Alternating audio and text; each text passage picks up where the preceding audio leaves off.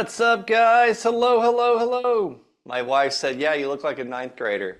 I was like, either look really young, or I'll take that. I don't know which way to take that, but I'll take it as younger, hopefully. I know we had a lot of people excited to hear Mr. Brandon Cobb speak all the way from Nashville, Tennessee. He doesn't sound like he's from Nashville. Don't worry, don't worry. Who else is in Tennessee in here? Anybody in here? Guys, we can't make you multimillionaires. We can't make you rich if you don't have the guts to come on camera. So I'm calling you on camera today. Calling you on camera. I want to see your beautiful faces. I don't care if you're in the bathroom. Don't give me that excuse. Well, if you're in the bathroom, you're allowed to stay off camera for just a few minutes. But be very careful. Even if you put your computer screen down and you got a mirror in your bathroom, you still can get caught. Funny joke, but it happens. Killed enough time here. I'm excited that you jumped on. A lot of people are asking if this was going to be recorded. I told them yes, Brandon, so I hope you don't mind. But I've known Brandon for probably at least, I don't know, this is 2018 or so. We have a very good mutual friend named Alex Sadov. I was in the military with Alex. He lived with me for a little while, him and his daughter.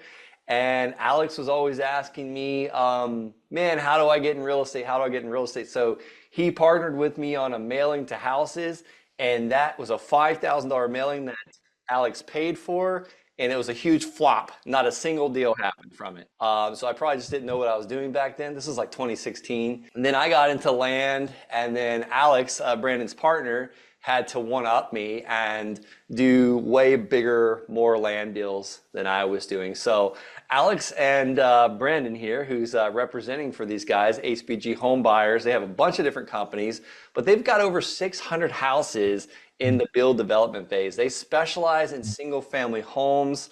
They hardly spend any money on marketing. I don't even know if they spend money on marketing anymore. They've raised millions and millions of dollars. Brandon's been quoted in Forbes magazine. I'm probably missing a lot of stuff, but yeah, I first met Brandon actually at a Tony Robbins Business Mastery seminar, 5-day thing, and we shared a room together. We didn't even know who each other were. We just knew well, I always call him Vigif because that's what I knew him as in the military. He made his name easier to Alex, so if I say Vigif or Alex, same person. But yeah, Alex connected us, so I was like, I don't know if this guy's a serial killer. He's going to kill me while I'm sleeping, but turned out to be a great guy. So I've got him to come here today and talk to us about entitling land, making fortunes on land, and just doing big business. So Brandon, I'm going to kind of quiet down here for a minute. I'll be here in the background, but take us away. Tell us about what you're doing. And by the way, I'll be out there on the 26th in Nashville. All right, right on, man. Now it's great to be here with everybody. And yeah, fun fact, Brent's wife says he looks like a ninth grader. I guess I've known him since his wife thought he looked like a third grader. So it's been what, like 6, 7 years now? Yeah, 7 years. It's about right. Yeah, that was funny, man. I remember when y'all came into Nashville for the first time and took you guys out. That was a really good time. I can't believe time flies. It's been a while since that Tony Robbins Yeah. Business Mastery event. I think that was 2018. 2019. It was Was it 2018. 18? I Yep. was I was still off in the by just a military. year.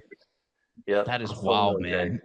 Yeah, dude. Well, it's been super fun seeing the journey and connecting with you. And the real estate world is really small, and excited to be able to give to this group today. We're going to be talking about land entitlement and development stuff.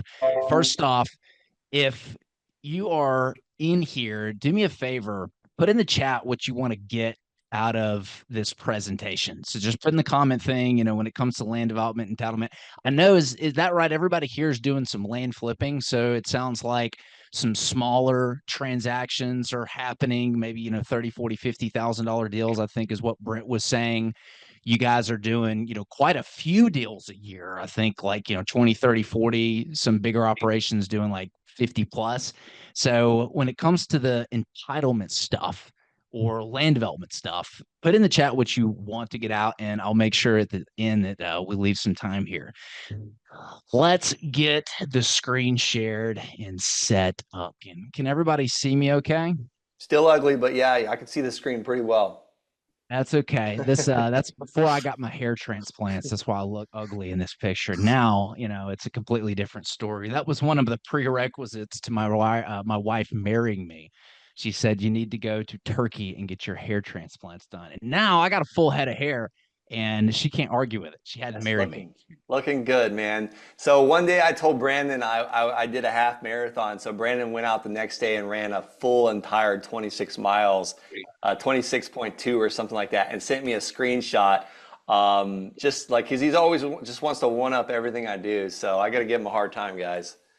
I forgot about that. I don't, I think it was you. I can't remember why I did that at the time, but you motivated me to set a little personal record. And I saw your half marathon, and I was like, I'm gonna, I'm gonna do a little bit more than a half marathon. And I started running that day, and I was like, I've done 15 miles, maybe 17. I ran 17 miles, maybe 20. And I was like, well, I'm 20. I'm already here. I might as well just go ahead and do the marathon. I've never done that before. And that was pretty funny. I remember that. Thanks for the shout out and the reminder of that. Yeah. All right. So today we're going to be talking about how to turn land into new communities. And the reason is Brent and I were talking. I thought there could be a lot of value here for you guys since y'all already in the land business. Y'all might have seen some lots where you're like, hi, I've got this 5, 6, 7 acre, 10 acre lot. It's next to a development, or how do I create like a community out of this and really force appreciate the value? So if you've had deals like that, hop into your pipeline and you're wondering what to do, you're going to know exactly what to do after this presentation. I promise you. I'm going to give you the tools that you need to see if you can't get one of your deals massively appreciated by this very powerful process. There's 4 steps to taking a piece of land and turning it into new housing communities. We're going to be talking about the first 2, but don't worry, I've got some resources here for you guys. I saw something in the other chats on how to raise capital.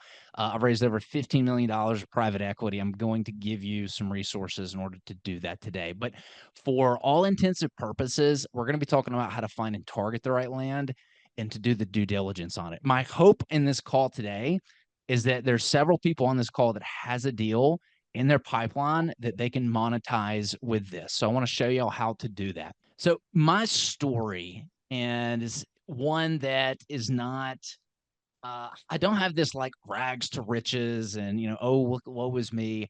I actually had a pretty good life before getting into land development. I am what you would call an accidental entrepreneur. I never had a desire to do land development. My dad didn't grow up doing it. I didn't inherit a family business. I actually was living my dream job before doing medical device sales. Young guy, early 20s, that was my dream job. In college, I always looked up to my uncle. He was my idol. He worked for Medtronic. He was doing spine cells. And I said, man, when I grow up, I want to be my uncle. And the allure of like wearing scrubs every single day, being in the OR, surgery, rubbing shoulders with successful orthopedic surgeons, like that is what I wanted to do. And then one sunny Friday afternoon, my boss says, hey, meet me over at the Starbucks in West End. And I was like, man, you are going to love everything I got to tell you about today. I had probably one of the best days you could have as a sales rep, successful trial. The doctor kind of sort of kicked the other rep out whose stuff he was using. He really ticked off the rep really ticked the doctor off and said, hey, you know what? I'm going to try Brandon's stuff today. I was selling sports medicine, so a lot of knee products, a lot of shoulder products. I had a capital equipment bag. I was selling all the expensive saws and drills. I, by all means, was doing what I love to do.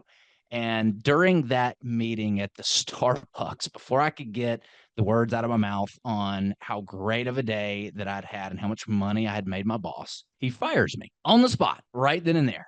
And it took about 3 hours for the shock to wear off. But that was the day that I realized that nobody was going to look out for my financial well being but me. And like a lot of guys on this call, I know there's a lot of entrepreneurs in the room. Y'all probably had a similar experience, but like that's what started my entrepreneur journey. I had no background in real estate, I had the sales background. And I'm going to show you kind of real quick how I ended up doing land development. Like a lot of people, I started flipping houses. I literally sold all my retirement accounts. Stupid decision, by the way. Don't do that. To fund, my first house flip. This is me when I had a lot more hair before the hair transplant surgery. You can tell I look really cool. I'm probably on my 6th Home Depot trip that day in my RAV4 with all the supplies. Back of the RAV4 packed down. I was probably destroying the whatever system holds your car up, like the shock system. That's the word I'm looking for. Like I literally had to get the shocks replaced in my RAV4 because of all the work that I was doing on it. And I started flipping houses. My partner and I, we built that business up to doing about 40 house flips a year. And one day we had an opportunity to buy a house that had some fire damage, and we could buy it for less than what the land was worth. And my partner and I thought to ourselves, well, there's got to be some value in the foundation and the framing on the first floor at least. So let's go ahead and just rebuild this thing. And we had had a few full gut renovations underneath our belt, ripping everything down to the studs, redoing it. And we ended up rebuilding that house in about a 5-month period. At the same time, we had this 8-month long historic full gut, fix the foundation on one of our rehabs. And we made about $35,000 on that rehab, but we made $100,000 rebuilding the house. And that was a pivotal moment where the light bulb went off and we said, what are we doing renovating houses? We need to be building houses. So we started our own general contracting company and we started building houses. And you can see this is one of our little projects right here. This is 10 homes over off Lloyd Avenue. So, we built these 10 homes. We started building dozens and dozens of houses. And we had a need to really scale that operation. So we started going out looking for pieces of land that we could build multiple homes on. We said, God, why are we driving around all these onesie twosie little projects everywhere? Why can't we just build them all on the same parcel of land? It Is makes that sense why the big boys are doing that. is that Tony, the old contractor from Colorado Springs? He was there during the house flipping days, not the house building days. Okay, interesting. Yeah, yeah, really good guy, Tony. That's not him in the picture. So we started buying up land and getting it approved to build houses. Well, when we got to the point where it looked like this right here with the roads and everything in, we started getting a knock on the door from these national home builders going, hey, we really like y'all's deals. We want to buy them from you. And Alex and I looked at each other and we're like, get out of here. No way. Like, we're not interested in that. And they said, well, what if we offered you this for it? And we took a very hard look at their offer, looked back and forth at each other, looked them in the eye and said, yes, you absolutely can buy this. And do you want the one across the street too? Because we were planning on building that out. And that's how we ended up in development. So you can see we got a picture right here of me in one of our 74 home developments where all we did was just develop it and selling it to the builder. So I tell you this because you don't have to have a background doing this stuff. You can definitely learn it and it's very possible. And one of the things that I love most about what we do is the stuff that we can create. Now, I'm not saying you can go and, build the neighborhoods. We're not doing that, but it's really cool to be at that very first part of the process where you're getting the communities approved for the city and you can see what that looks like later on. So I've got a confession to make in the next 40 minutes here. I'm not going to be able to teach you every little thing there is to know about land entitlement and development, but I've got a free resource for you guys that we put together. If you go to learnlanddevelopment.com, click the button below right here. It's the Land Development 101 course. There is over 10 hours of just free content that we've put out that really goes into the details on finding the land, the due diligence, the civil engineering, and then the raising capital. I saw somebody in the chat say, hey, how do I raise money? I've got over 3 hours of content on how to raise capital for your deals. I have interviews with national home builders, private equity companies, civil engineers, people who have sold us their land for development, all on there. It's all free. So if you go to learnlanddevelopment.com, you can grab that resource for free. So just going to throw that out there and give it to you guys because in the next 40 minutes, it's kind of like asking the question, how do you raise children? It's a pretty loaded question. There's a lot that goes to it. But I want to cover the high level stuff today. I want to cover the stuff that is going to allow you to see if what you have in your current pipeline is actually a deal. So we're going to be talking about how much money can you actually make doing land entitlement? How do you target the right areas? How do you target the right parcels? How do you structure deals with the sellers? And Brandon, I've got a piece of land in my pipeline right now. How do I know if it's an actual deal? So let's get into it. First, I want to break down the difference between land entitlement versus land development. Land entitlement is just where you're taking the raw land and you're getting it approved for development. So you can see this top part right here. You got it raw and you got it entitled. It's kind of cut up and it's ready for development. You can do this and not do any development manage any contractors. You can just sell the approved paper. And you don't have to buy the land before you do this. I'm going to show you a little bit more about that in just a second. Now, what you saw earlier was the actual development portion. This is where we graded the lots. We put the sewer, the electricity, the internet lines, the water in. That's when we're selling ready to build lots to builders. So you have multiple exit strategies. And what I love is you have multiple ways to force appreciate the land.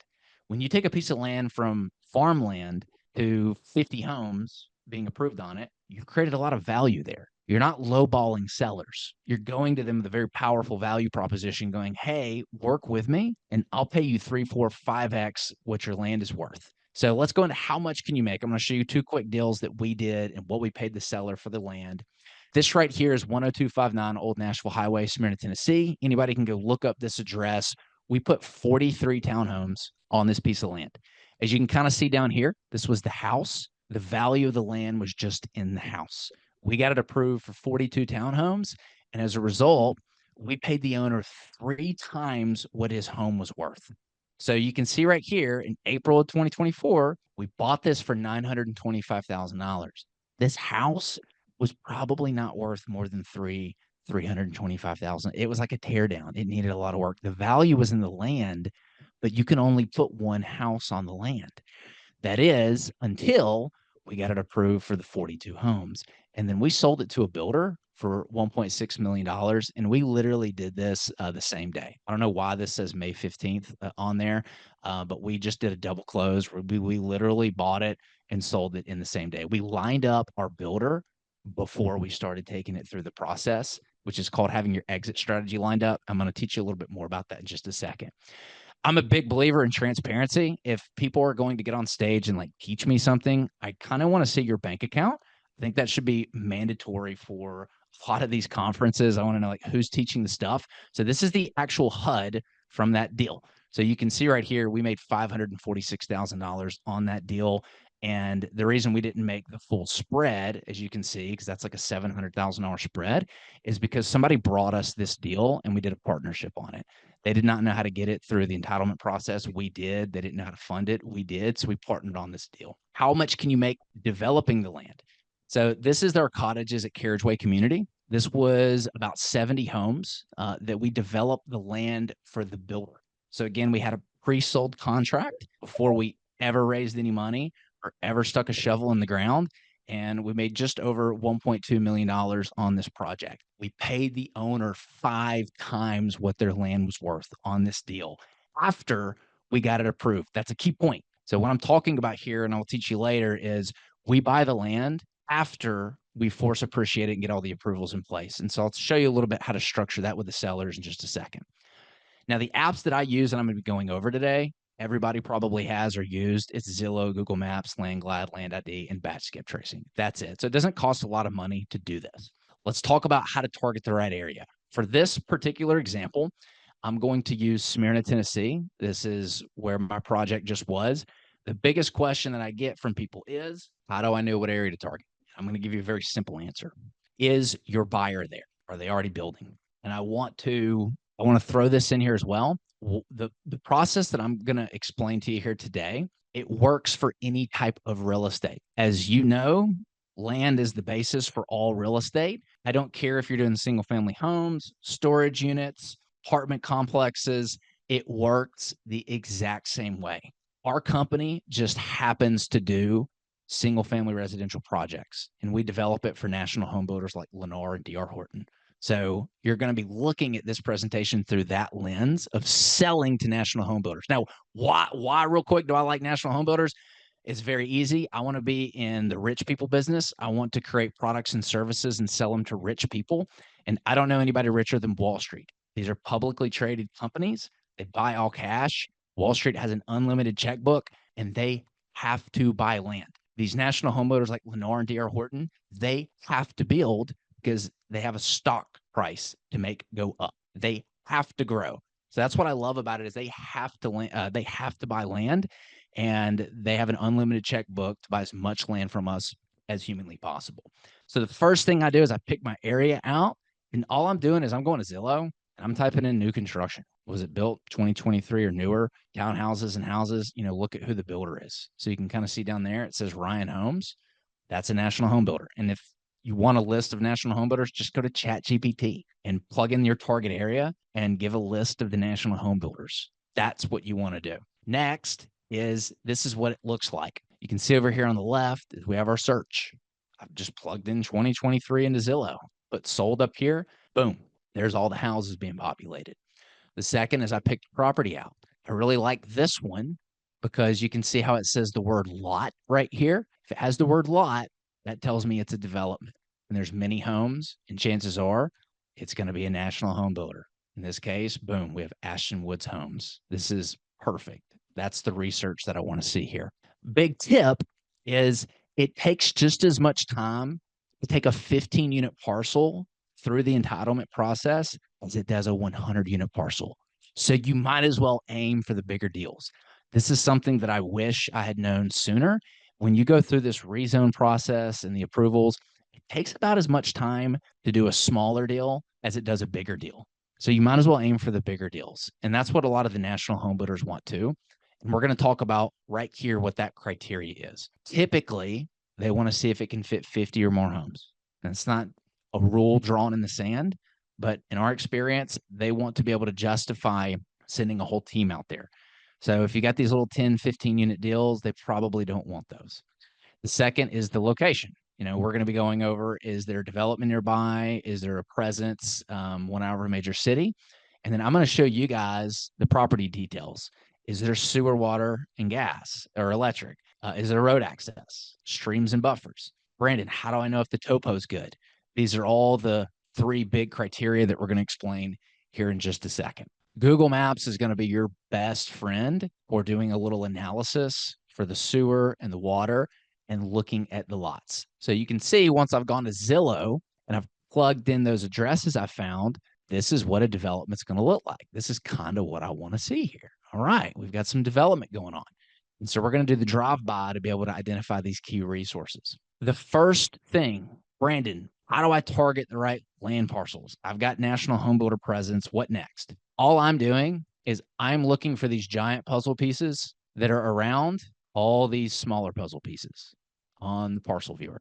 You can see that all these little bitty squares fit nice and neatly together. It tells me that that is a development. Same thing over here. It tells me that it's a development. I want to go after these big puzzle pieces. So let's talk about the road frontage, the development, sewer, topo, flood zones, and the owner address.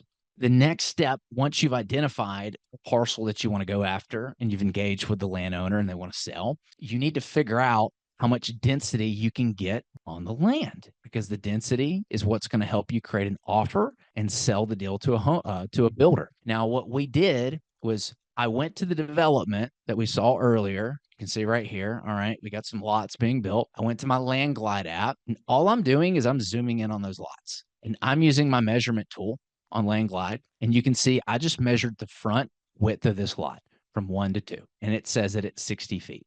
And then I went from front to back, and you can see that that's 130 feet.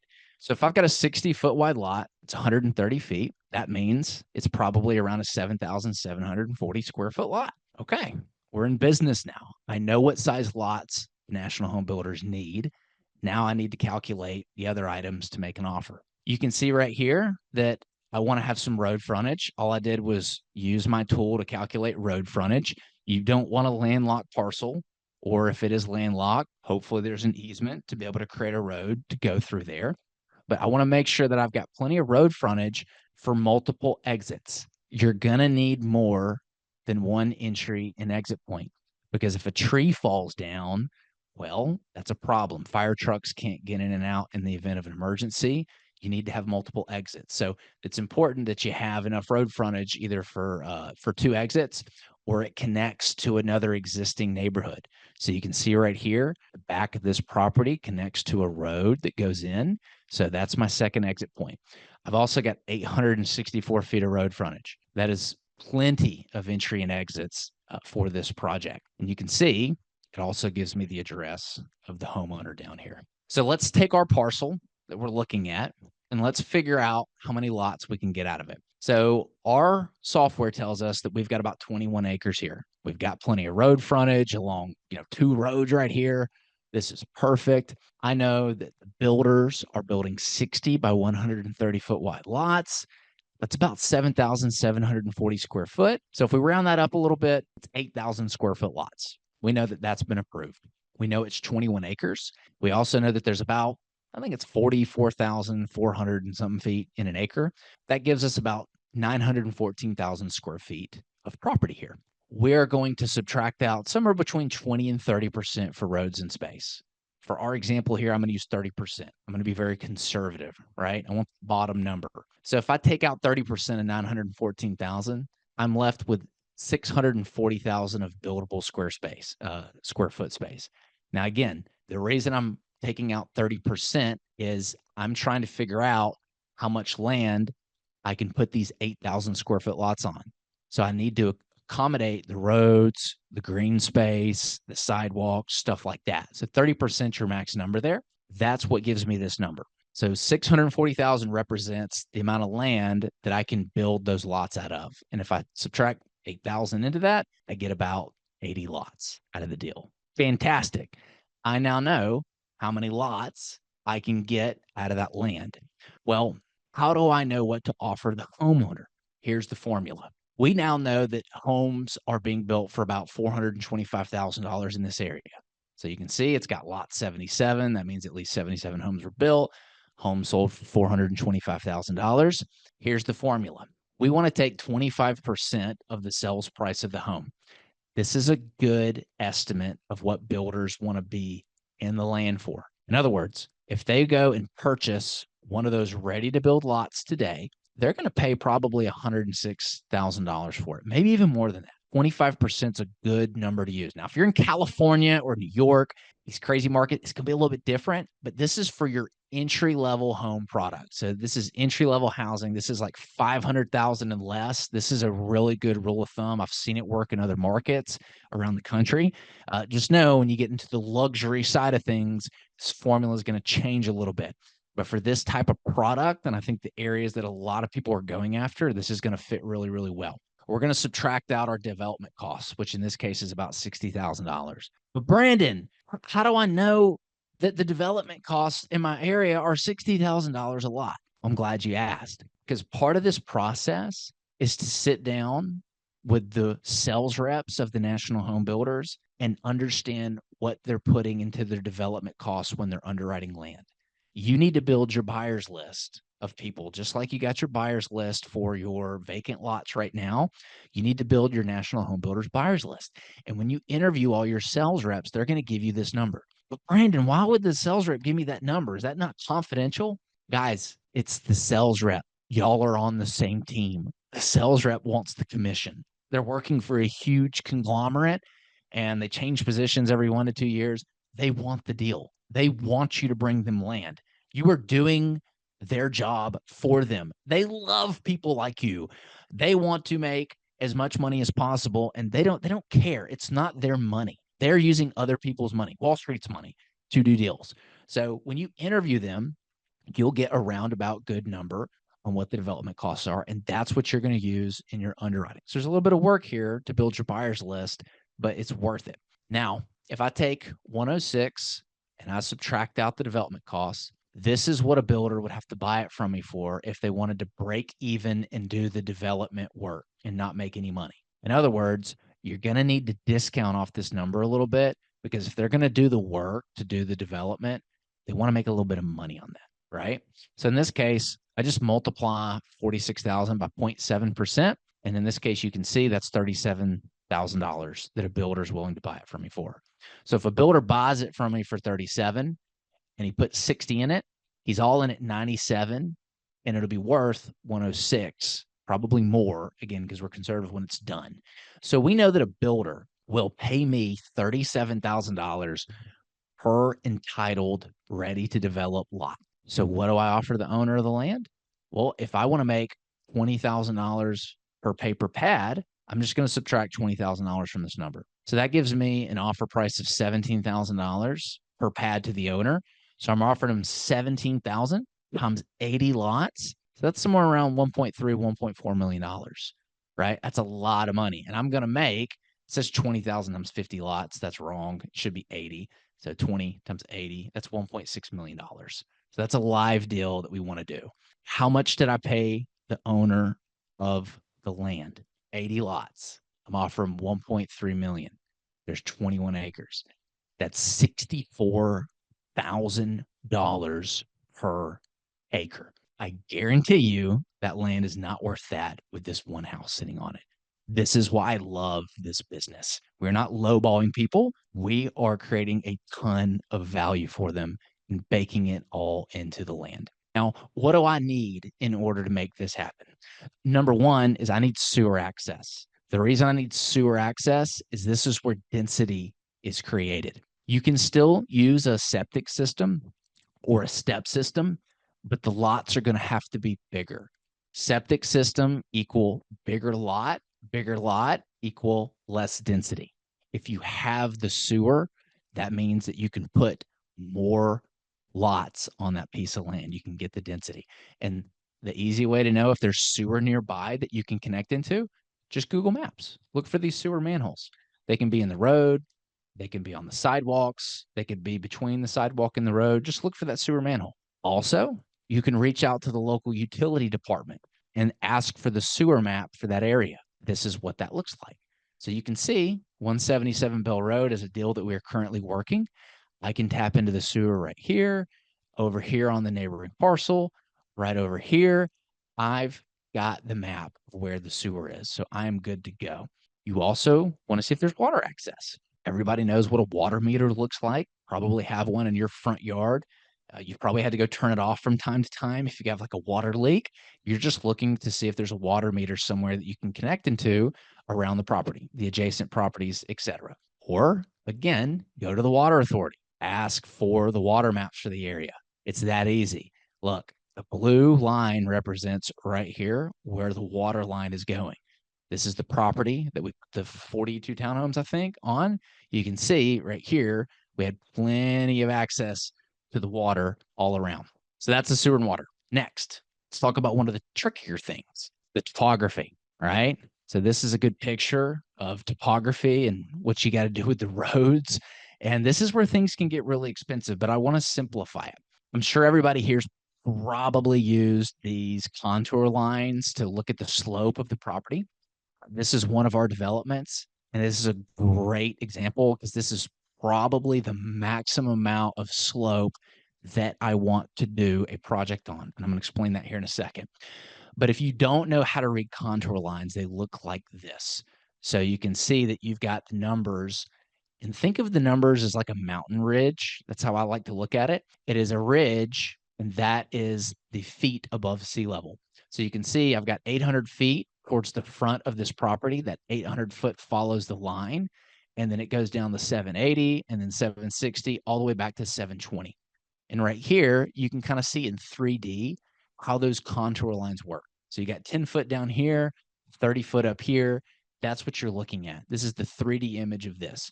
This is very important because we want to know the slope of the property. That's important because of the roads and how this is going to be designed. So how do we calculate the slope of the property to see if this is going to be a problem? We're going to take our measurement tool in our LandGlide app or Land ID.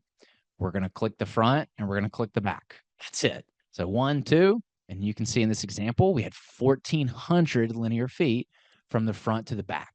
Now, why did I use front to back? I just know that how this parcel lays, like I'm going to run the roads all the way down and I'm going to create a U shape. It's very common sense. Like that's going to be the best thing to do for this property is just a simple U shape in and out. And so I want to see what the slope of the roads are going to be going all the way down and back. I took the contour lines, which is 800 foot in the front, 720 in the back of the property. That's an 80-foot drop from front to back. I divided 80 feet by 1,400 feet. That gives me a 5.7% grade. I like the 6% rule.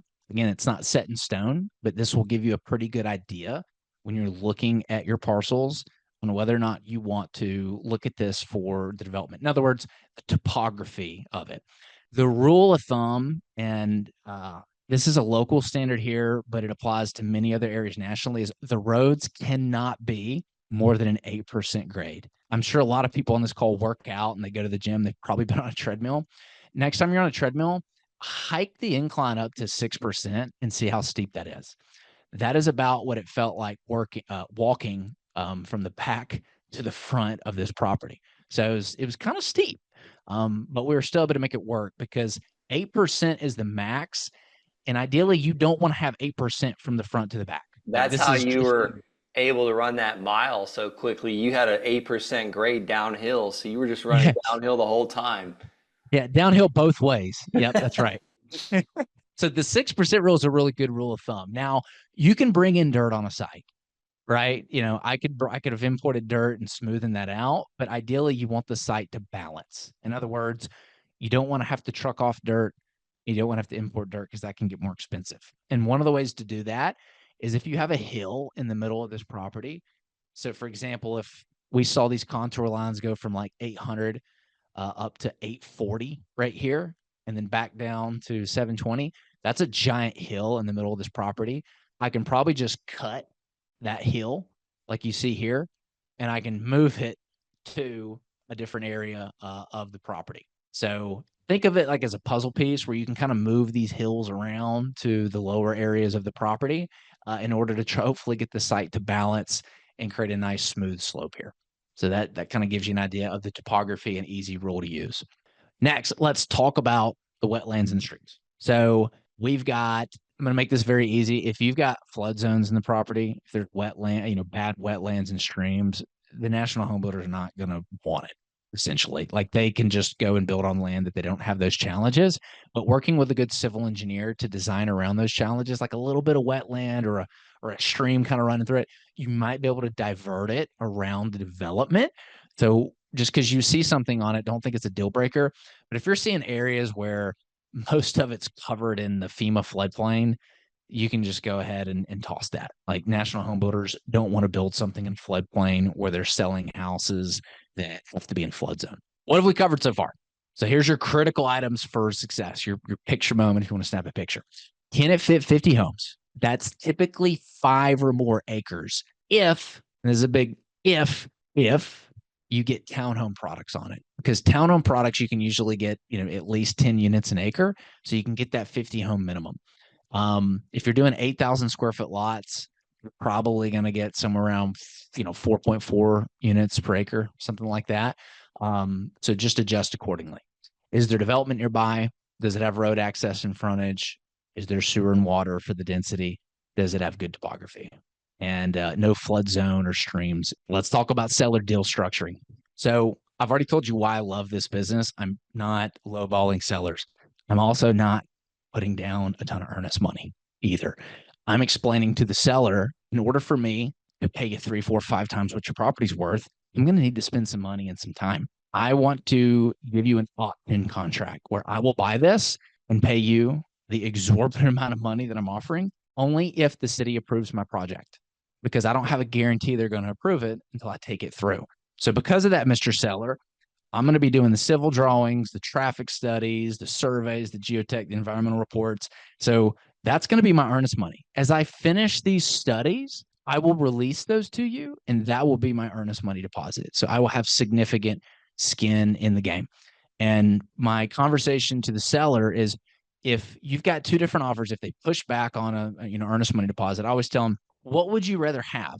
Offer A, where there's a $25,000 earnest money deposit, or B, no earnest money deposit, but you're getting $60,000 worth of documents that make your property more valuable. Which person has more skin in the game and has spent more money? Okay, that usually connects the dots when I'm able to explain that. But this is very important because you are going to have to do some stuff, and I'm going to talk about how to pay for that here in a minute. The value that you're bringing is you're force appreciating it, and you're inviting them to all the planning commission hearings online or in person. You can do this with them. They feel like they're along for the ride, and you're going to be releasing all the due diligence documents that you're doing along the way.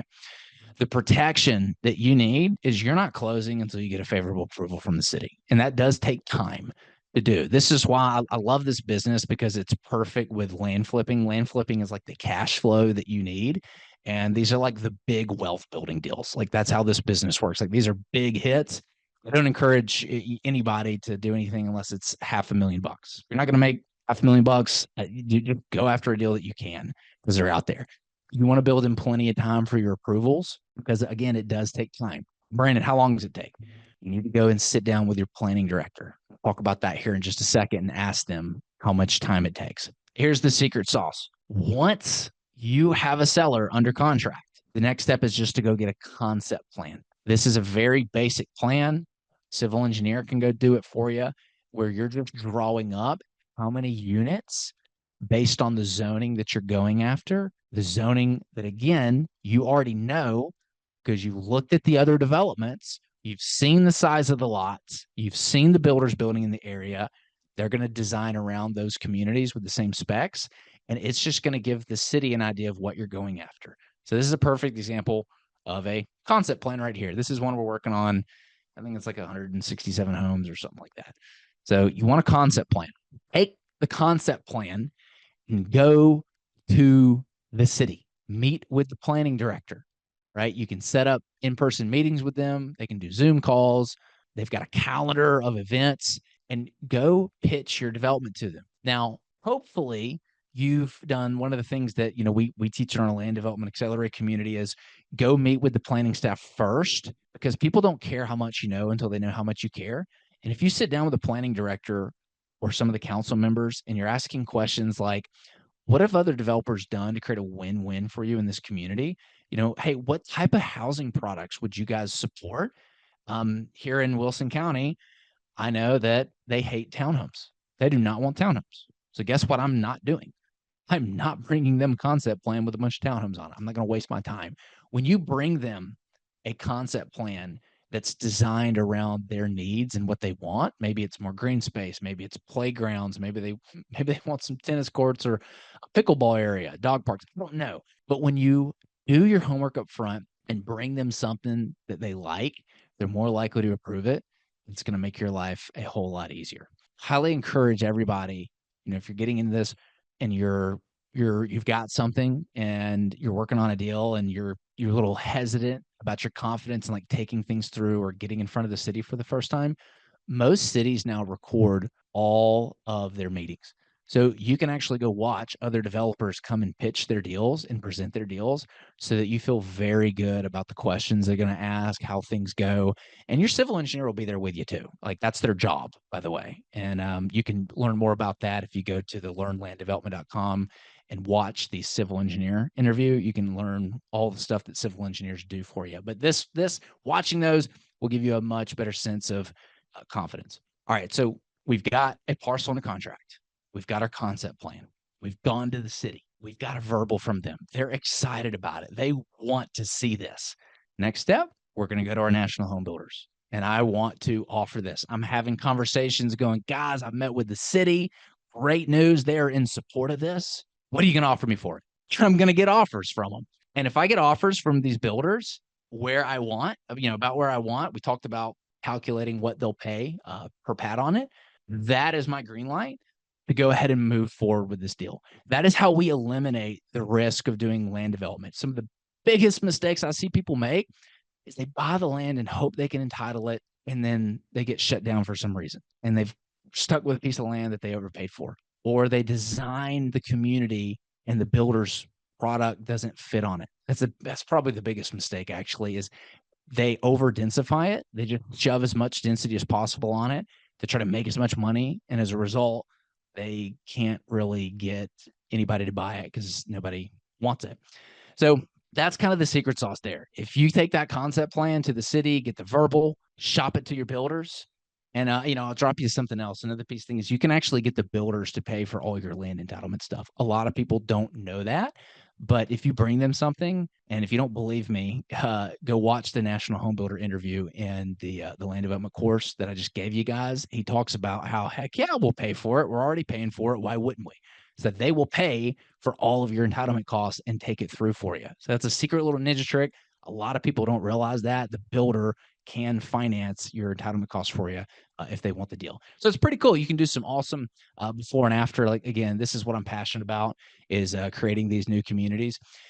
If you guys get a lot of value from the course, and maybe you've got some deals in your pipeline that you're like, dude, I think that I can do something really big with these. Like, we've got our own community called the Land Development Accelerator. It's all of us that are doing land development. Again, you can just watch this video on the website. It explains the whole thing. I think it's like 15 minutes. And if you want to learn more about it, you can request an invitation. You got to have a certain amount of experience, but you can check that out. All right, we can open it up to some questions now.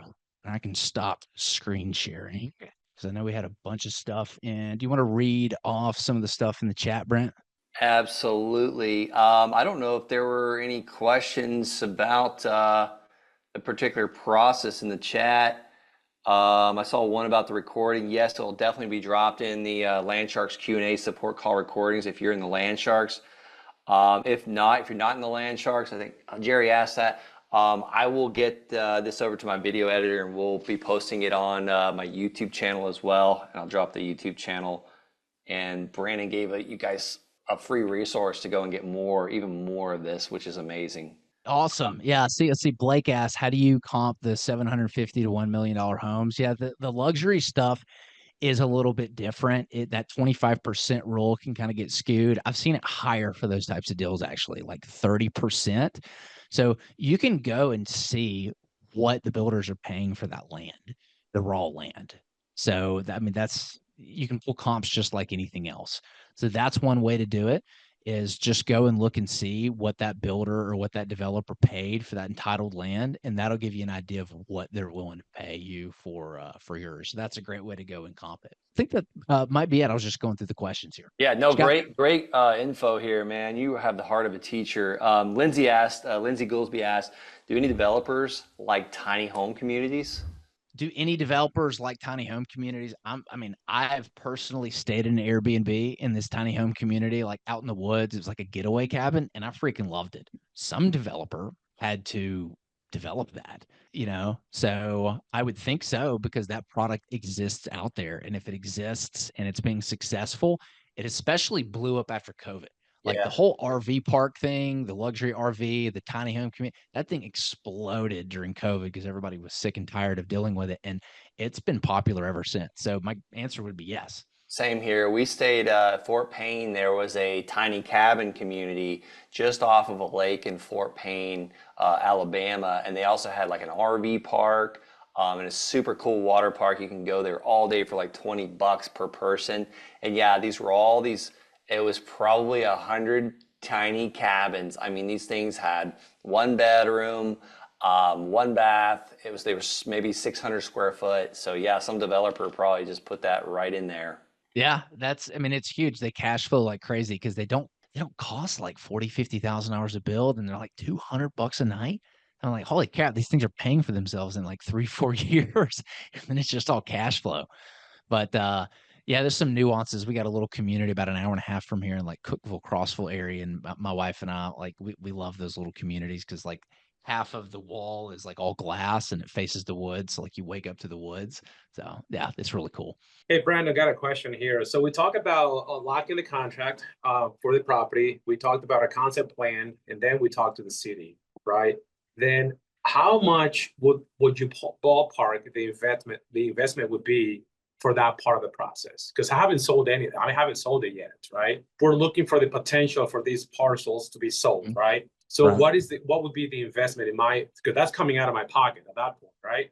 It can come out of your pocket, or you can get the national home builder to pay for it. Because if they want the deal, they will pay for that. That's what a lot of people don't know. We were coming out of pocket ourselves to do a lot of deals until we realized that they would pay for these things. And I'm not saying they'll do it on every single deal, but pick and choose which deals you want to do and just do deals that they're willing to pay for it on it. If they want it bad enough, they've got the money. They've got to do it.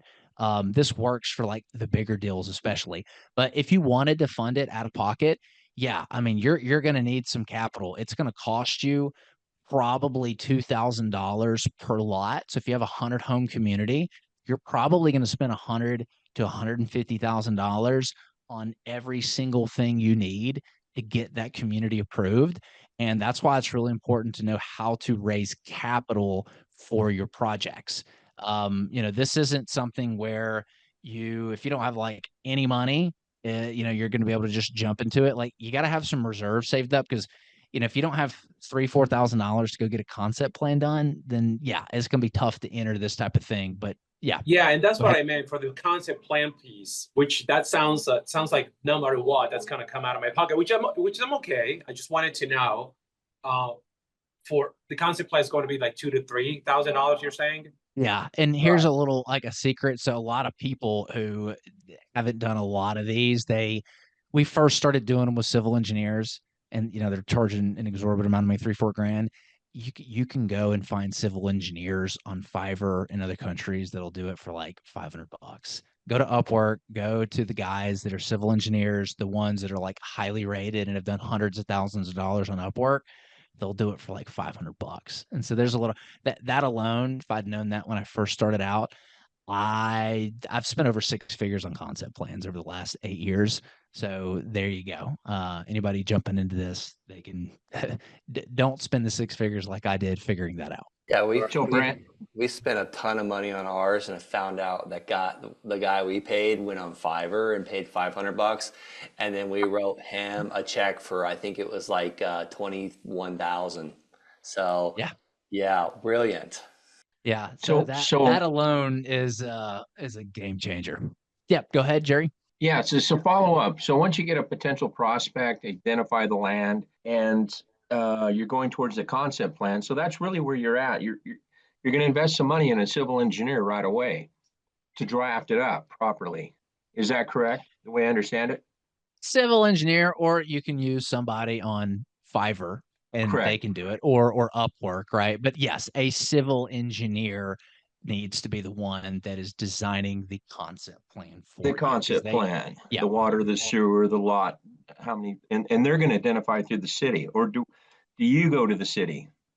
So that engineer is just giving you a piece of paper with a paper development on it.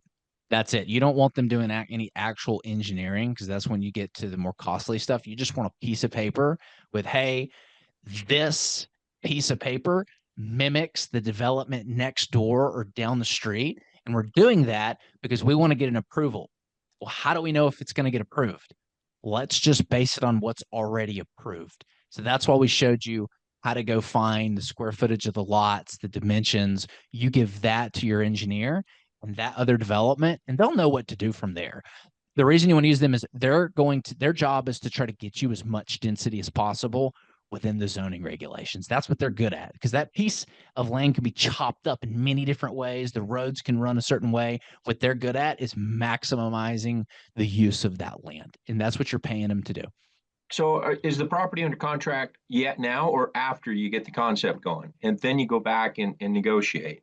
You want to have it under contract before you do the concept plan and take it to the city. That's why we talked about how to make that preliminary offer to the seller, the 80 lots that I was talking about, how to find what a builder's about willing to pay for it using conservative numbers. That's what we use. That's what we get under contract for. And from there, because we've used conservative numbers, now we know we've probably got a pretty good deal. Because again, you're adding massive value to the land, right? This isn't a lowball offer business. This is, hey, I'll buy it from you, but this is a partnership. I need a year, I need 15 months to get the approvals. And this is where you sit down and walk them through that process and explain it to them. And they're motivated. Like they know that they're not going to be able to get a better deal. And they get it. They understand it if you've done a good job of walking And them through. if anybody's like, why wouldn't a landowner just do this? Most landowners are absolutely cash poor.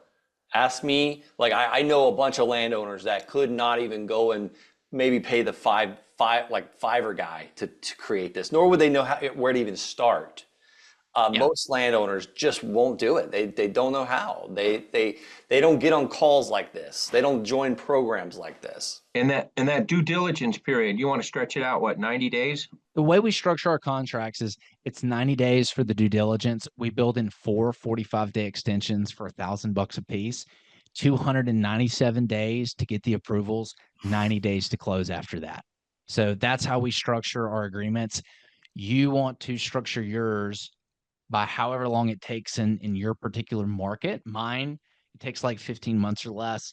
Go talk to the planning director with a liaison with the city and figure out about how long it takes. Because again, if you're in California, God bless your heart. I was on a call with a developer in California, and he was like, man, it takes me 3-4 years to get approvals. And I was like, how do you convince the seller to go under contract for 3-4 years to get your approval? He goes, we don't. I was like, you don't? I was like, what do you mean? He goes, we buy it and get the approval. I go, you buy it and then hope you get the approval? I go, what happens if you don't get the approval? He goes, I hope I don't lose too much money.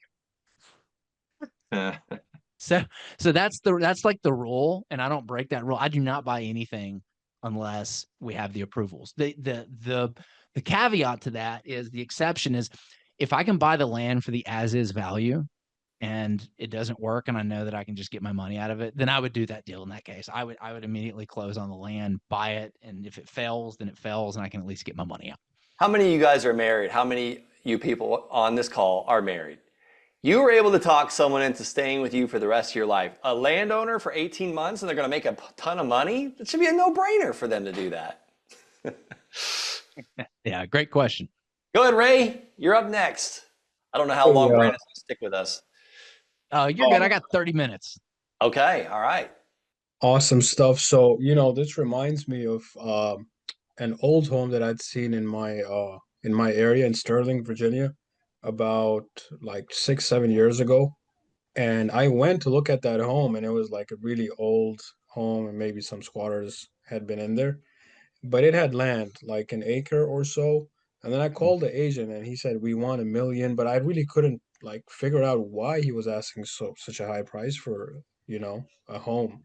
And then 3 years later, I see like a whole development there. Like there's multiple like townhomes and like hundreds of homes like around it. So it just like made me think, like if the developer or like the investors there, they had a bigger, thought process than I was just gonna flip the house and, resell it. Yeah. So, but my question is like one time before I was trying to work with the same county to get a property rezoned, and they said they were going to take 2 years and it's going to cost about $30,000 to do that. So before doing that, like, do you like have a personal like civil engineer, try to like, work on the concept and everything to before even like going that, route where it's going to take a year, 2 years? And then how much does that cost you, where like if it doesn't work out, you just move on to the next one. But if it does, then you take it up to the city. So that's why I preface this as step one is you spend $500 on a concept plan and you go meet with the city and you get a feel for how they feel about it. Because if they're not excited about it, if you're not getting nods, then you don't move forward with that project. That's it. I mean, it's that simple. That's how you de-risk it. And again, if you've done the homework, some of the steps that we talk about in our land development, et cetera, community is going and sitting down with the director first, meeting some of the council members that vote, and just doing a needs assessment, making it about them. What are some things developers have done that create a win-win? What products do y'all want to see? What are some of the citizens here locally complaining about? Like what do you guys want to see? Because there's a relationship between the city and the developer. The city needs the developers to create the vision for the community, and the developer needs the city to approve their development so they can, make money and make an impact. When you go to them first and meet with them, they're going to remember that. And when you're presenting something that checks all the boxes because you've taken the time to get to know their needs, you are going to increase your chances of success significantly. So a lot of the risk that you're talking about and losing money, if you just line up your builder buyer and get some verbals from the city while you're $500 out of pocket, that is going to reduce a lot of your risk. Yes, there's going to be some more costs. Maybe you do a geotech or a phase one environmental and you find out, oh my God, they've been dumping toxic sludge for years on this site. This is terrible. Yeah, that stuff can happen. But again, you don't spend the money on it until you have some significant margins in place. And this is why, learning how to raise money for, your projects and attracting accredited investors when you are really scaling this and doing some, bigger deals, that's important, right? Because you're going to need some capital at some point to do this. On that course, one of the interviews is with a private equity company that does land development stuff, right? This is what they do. And people are like, well, Brandon, where do I find the money? Where do I find the money? There you go. They'll give you the money. There are companies that want these types of deals and they have tons of capital. You just got to do the work to go out there and find them. Yeah, yeah, that's good. And what about like rezoning, like storage units or like older commercial buildings to like do display? Like, do you also do that where you do a concept on those to like demolish it or I don't. I just do. I just want to sell to national home builders. So I don't know much about the storage unit market. I don't know much about multifamily. Like I tell people our website is Learn Land Development. It's not houseflipping.com or multifamily.com. If you want to learn that stuff, like go somewhere else. Like that's all we do is land entitlement and land development for national home builders. But this works in any niche. The process, everything that I just outlined, you could literally just replace the word national home builder with apartment buyer or storage unit buyer. It's the exact same process to get something approved, whether it's a storage unit, an apartment, or a single family neighborhood. Same exact process, same civil engineer. You're just putting a different piece of real estate on the land. And you hit it so hard, Brandon. Like you talked about publicly traded, you're working with Wall Street money. These home buyers will spend that money. It's so much easier to spend someone else's money than your own. And guys, I have walked these townhomes. I have looked at their construction for Brandon's stuff. If you see the examples he was showing you, it says HBG as house buying guys, what they used to be 8 years ago, holding companies. So like this is real stuff. It's not just a fad, and we see it every day. We wondered how these developments come in. This starts with guys like Brandon and Alex doing this. David, what you got, man? How are you? Good. I'm great. Nice to see you, Brent. You too. Yeah, you too. Yeah, I have a question. This is really small time, but it's a start. I'm starting in a bunch of things with you and Robert and other things going on. But you're good guys to ask. So I have this little piece of land that has a lot of road frontage. And the city is growing that direction. And it's only 2 acres, but I keep trying to think of what to do with it. My dad was a land developer. So my first thought is how many lots can I get out of it, but maybe that's not the right way to go. What I'm hearing is that home development is one avenue, but really to go and meet with the planning commission and say, what do you need? Is that what I'm hearing? It's better to go and see what the city or the county, either case, is what they're looking for, as opposed to just, I'm about halfway through the subdivision plan right now, but I don't have so much into it that I couldn't change direction. Is that what I'm hearing? Is that you typically go to the planning commission first and see what they're looking for? I want to do that because it positions me in a way where I genuinely care about the communities. What you're going to find when you do this and you go to these community hearings is like all these NIMBYs not in my backyard, all the people that hate development are the ones that show up. But if you come and you've already designed it around what the feedback that you've gotten from the planning commission, and it's going to save you a lot of back and forth, right? Why do all this work? Get in front of them and then get the feedback and go back and redesign and all that. Just meet with them first. Design it around those needs. That way you're presenting it at that hearing and it's already got everything built in that they want. You save the back and forth, you save the time.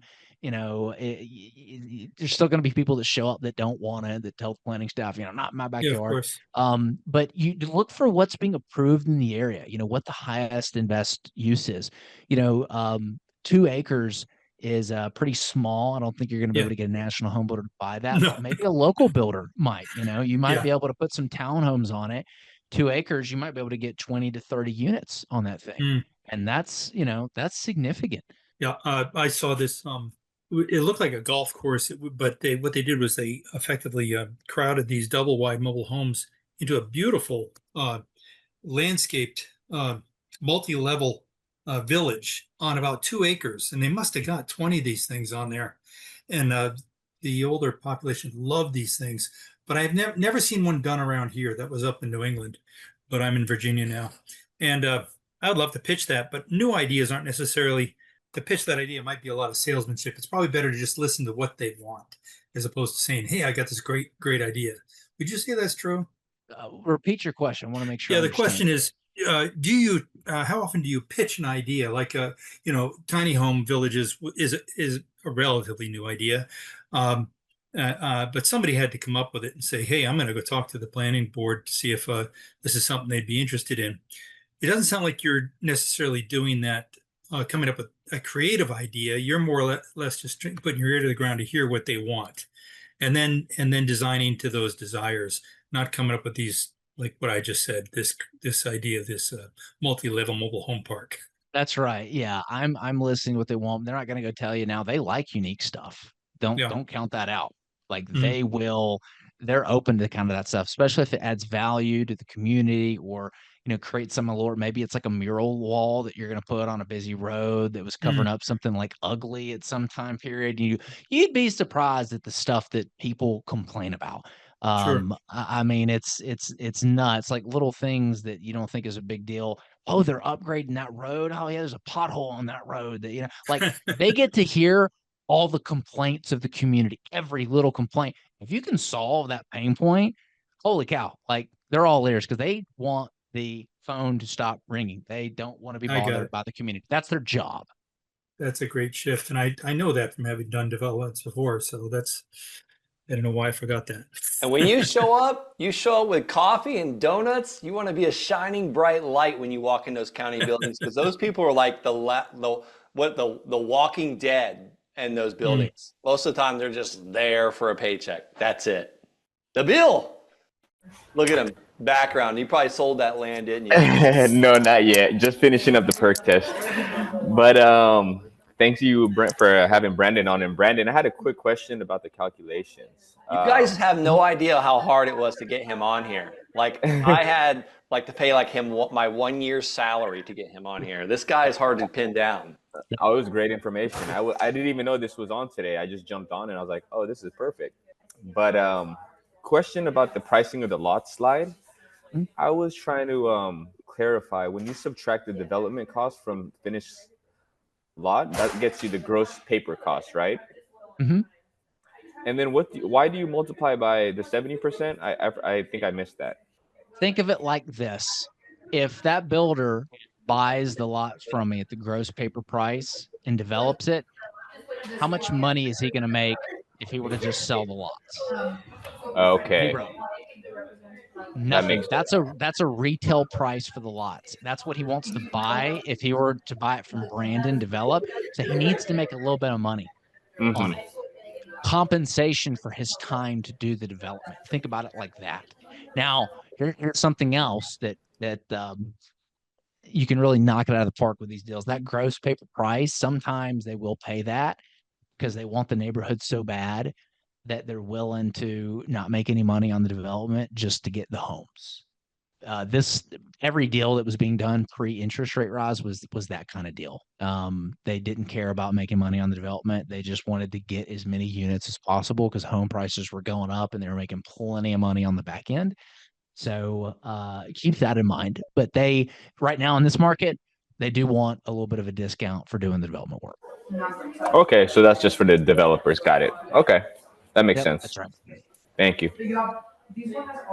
And there's so much money being made on these things. Like I'm just going to throw out some numbers there. If these houses are selling for $180 a square foot, these builders are getting them built for about $80 a square foot. So they make money on every single square foot. So it only takes a few of these houses to sell to pay for all the land and a few more to pay for the development. So on the grand scheme of things, on 80 lots, they're profitable after 10 or 12 of them. Am I kind of close to that, Brandon? Yeah, since it was $80 a foot before all the crazy inflation. It's like 9,500 a foot right now is what I'm hearing for those builder grade entry level products. And so that also tells you like what the margins on their deals are. I mean, it's Wall Street, right? They want to make 20 to 25% IRR on their money, and they want to be able to get that money in and out. And where they really kill it is the second, third, and fourth phases when they do these deals, because the homes aren't selling for 350, they're selling for 380, right? And that's 30 extra $1,000 per house on a $350,000. That's an extra 8%. That's huge. So that's where they really knock it out of the park. It's the homes that get built later on in the same development where the margins are a lot higher. Brandon, how can people go get in touch with you? Also get on your free course that you made. I mean, geez, you mentioned there's like 80 hours of education on that course. You just gave us Eight, solid not eight. not 80. 80 would be a little overwhelming. Yeah, it's Okay, not okay, 8 okay. hours. So Yeah. 8. Thank you for correcting me. I mean, so like 8 times what they just got just now. So you gave out a ton of advice. Holy crap. I'm fired up about this. You know, I want to go and do this right now. So how can I get on your free training there that you had offered? Yeah, just learnlanddevelopment.com. That website, again, just the course is free. There's nothing to it. It's designed to give you all the tools. I'm hoping that it helps somebody in this community here who probably has. I guarantee you, there's multiple people here that have deals in their pipeline right now they can do stuff with. They just don't know it. Hopefully, this helps them monetize one of those deals. So you can go to the website, grab the course, and if you want to learn more about our community doing development stuff, there's a video on it. You can check it out. And I heard you say don't do the deal unless you can at least make 500K. 500K. Yeah, yeah. I don't. That's all. If you want to do less, you can. But again, it takes just as much time to get a 20-unit deal approved. The whole process, the approvals, the engineering might be a little bit quicker if you're not designing as much, but the approval process with the city ain't going to be any faster. So you might as well go after, the 50, 100, 150 unit deals. I'm telling you, man, you got to try my donut trick. It works. It really works. The other day, I had to get my wife's car fixed. I brought donuts and coffee. They put me at the front of the line. I didn't even ask for it. My wife thought I was some superhero when I walked back in like 2 hours later and it was fixed. Yeah, it works. Yeah, building relationships. And, once you've built that relationship with the planning staff and you're bringing them stuff they want, like, it becomes so much easier to get stuff approved and feedback and everything. You plant the seeds now and you really get to experience, the fruition of that later on. But yeah, if anybody doesn't have any more questions, then I'll let you guys go about your day. Brandon, thank you so much, man. Good seeing you. Thank you very guys. much. Hi, Meg. Thank you, Brandon. Yeah, thank you, guys. Thank you, Brandon. Great job, man. All righty, he already dipped out. Guys, show of thumbs. Who's going to go check that out? Their free training. I dropped it in the chat. You going to see more stuff like this, or was it a waste of time? You'd rather focus on small land deals? Oh, I liked it.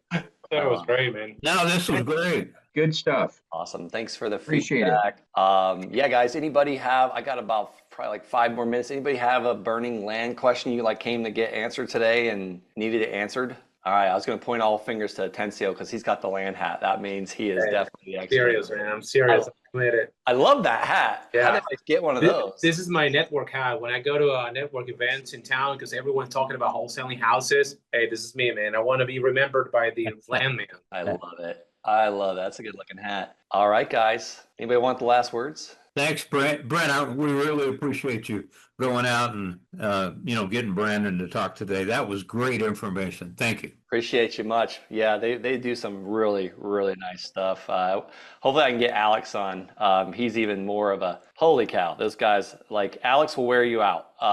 Brandon's the more kind of calmer, chiller guy. So yeah, I'll get him back. I'll get him back for hopefully a part 2. Because he really originally told me he wanted 2 hours, and I was like, these are land people. We don't spend 2 hours on a Zoom call. We got work to do. So,